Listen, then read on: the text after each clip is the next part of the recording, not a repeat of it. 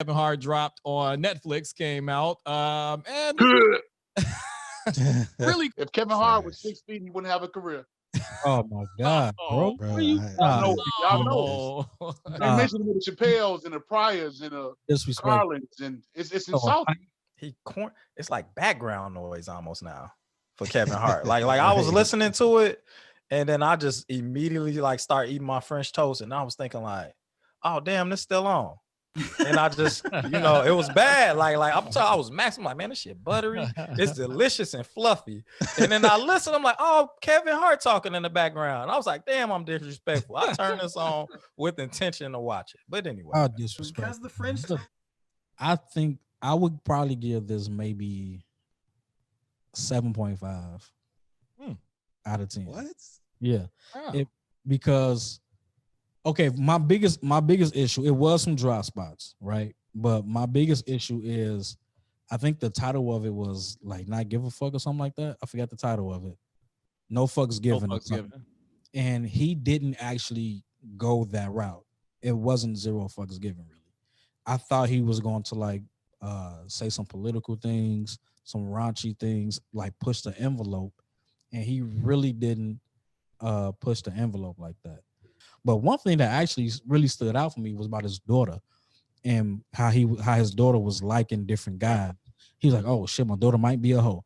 And like, as a father of a daughter, like my biggest fear right now is my daughter bringing home a boy that I don't like. You know what I'm saying? Like, I'm not ready for my daughter to like boys. You know what I'm saying? Yep. And I don't want my daughter to date until she's married. And it doesn't make sense, but he called his little girl a hoe. Right. I was about to say, I mean, Mr. Pryor got on stage and discussed how he burned himself up. He did that. I don't understand. Like, he called his daughter a hoe. But you know how hard it would be for me to say that. Let me ask Circa a quick question though, because his main, from what I'm hearing, your main argument is that he's safe. He's not pushing the envelope. And Pryor and others during that era did. But like even during the time of Pryor, you had comedians like Cosby and others, who weren't as mature, who weren't pushing the envelope. But they had a lane that they were in. Do you think it's, why do you think that he has to push the envelope and be that type of comedian? Do you feel like there's a lane where you can have a Kevin Hart? We've had other comedians like him in the past, right? Well, my favorites have always pushed comedian. That's why I could never say somebody like Sinbad is my favorite and Bill Cosby. They were never my favorites. Okay. I've always liked the ones that pushed it and went there. Like I said, Carlin, for example. Sure. Yeah, people like that, they go there. Sure, but can you take away? But I mean, just being a fan of the game, can you take anything away from a Cosby or Seinfeld or any other, quote unquote safe comedian who just has that lane that they're in that works for them? Like, you know what I mean? For sure.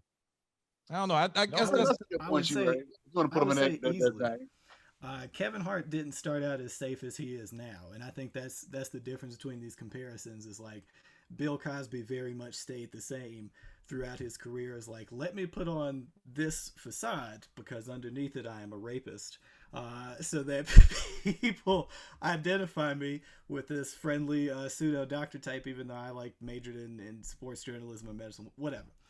Kevin Hart started out with at least a braver perspective in his earlier sets, and where he is now is just the maximization of his desire to be commercialized. That's all. Like Blerds, the work, Mike B,